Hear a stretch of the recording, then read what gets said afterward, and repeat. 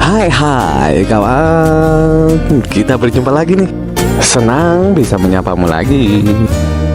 Saat ini kehadiranku sebagai pikiran tersembunyimu yang lagi berbisik nih, ingin mengungkapkan perihal keresahanku terhadap suatu sifat individu yang bisa mengakibatkan kerusakan terhadap lajur hidup orang lain. Sifat apa itu? Mungkin kawanku sudah bisa mendebak apa yang pikiran tersembunyimu ini ingin ungkapkannya. Ini perihal keresahan pikiran tersembunyimu terhadap individu yang memiliki sifat manipulatif.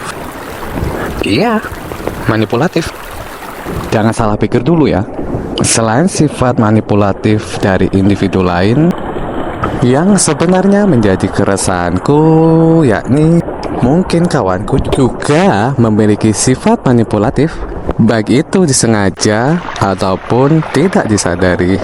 Sebenarnya sifat manipulatif yang kawanku miliki itu bisa berdampak baik untuk orang terdekatmu jika sifat manipulatif kawanku tersebut dibarengi dengan empati untuk merubah seseorang menjadi lebih baik lagi ke depannya.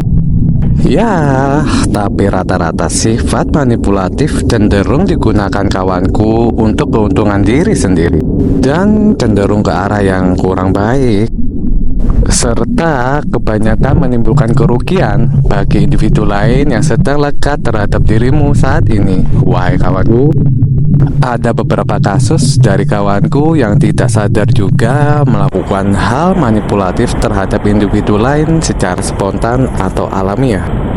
Kasus ini terjadi ketika respon perasaan kekurangan dari diri kawanku terhadap rasa puas, senang, bahagia itu hadir serta timbul dari pemberian individu lain yang sedang lekat dengan dirimu.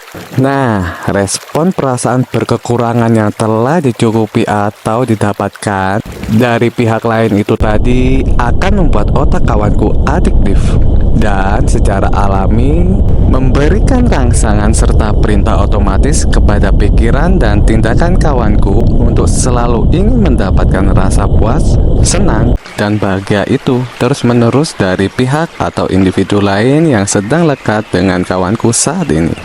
Walaupun nih, kawanku dalam fase tertentu mulai menyadari melakukan sesuatu hal yang manipulatif serta merugikan terhadap individu tersebut, dan dalam benak terdalam merasa bersalah, bukannya berubah menjadi sosok yang lebih baik lagi demi menghentikan rasa bersalah tersebut, malah biasanya kawanku cenderung mengulangi siklus yang sama itu lagi. Nah, hal tersebut dikarenakan dampak candu dari otak kawanku yang timbul karena perasaan kekurangan dalam diri kawanku itu tadi. Jadi, bijak untuk kawanku mampu mengatasi dan melengkapi sendiri perasaan kekurangan yang timbul itu tadi, agar kedepannya kawanku tidak ketergantungan serta melakukan hal manipulatif yang bisa menyebabkan kerugian bagi individu lain, terutama pada individu yang sedang lekat dan memberikan kepercayaan penuhnya kepadamu. Wahai kawanku, cobalah akui, harga kepercayaan orang lain terhadapmu itu tak ternilai harganya. Wahai kawanku, jadi jaga kepercayaan yang telah disematkan padamu. Nah, sekarang diriku, pikiran tersembunyimu akan sharing dan membagi tips agar kawanku bisa mengurangi kadar sifat manipulatif dalam diri sendiri. Baik itu sifat manipulatif yang kawanku sengaja lakukan dan sifat manipulatif yang timbul secara naluriah atau alami. Apa saja tipsnya tersebut?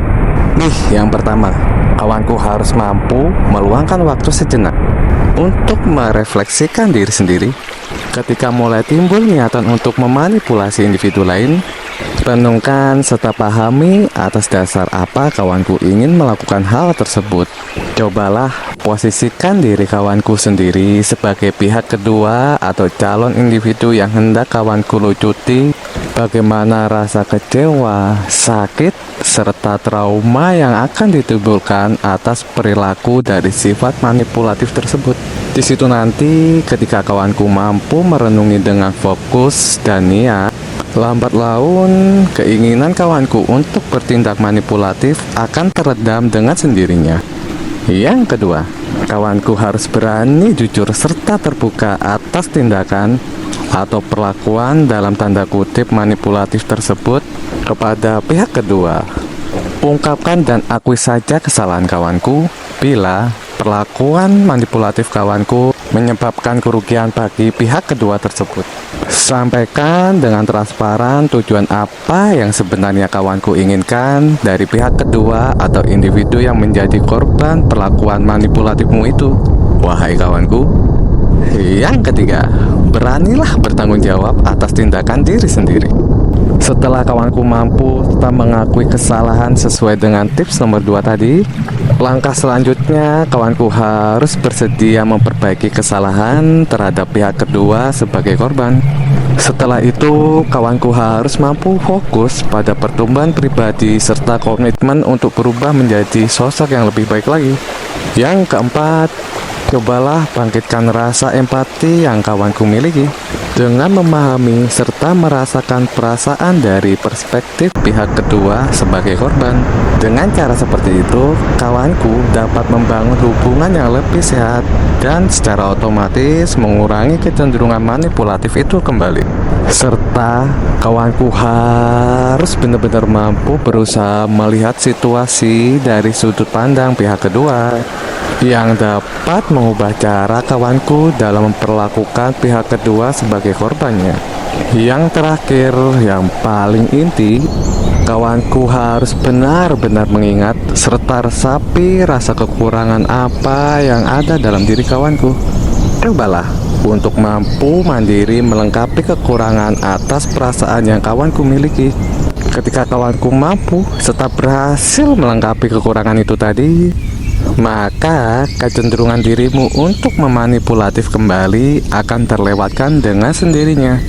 Karena kawanku saat ini telah menjadi sosok yang bebas serta mandiri tanpa adanya perasaan kekurangan yang menjerit meminta untuk dipenuhi kebutuhannya. Dan ya, itu tadi sharing pikiran terdalammu perihal sifat manipulatif yang ada dalam diri kawanku. Baik sifat manipulatif yang disengaja atau hanya sebatas naluri respon alam bawah sadar. Dengan beberapa tips tersebut, ya setidaknya kawanku bisa melangkah maju meninggalkan sifat manipulatif serta menjadi sosok baru nan mandiri yang terbebas dari kekurangan atas perasaan diri sendiri. Sampai jumpa lagi di hari lain. Bisik kecil dari benakmu, yakni aku, pikiran tersembunyimu. Matur thank you untukmu, wahai kawanku.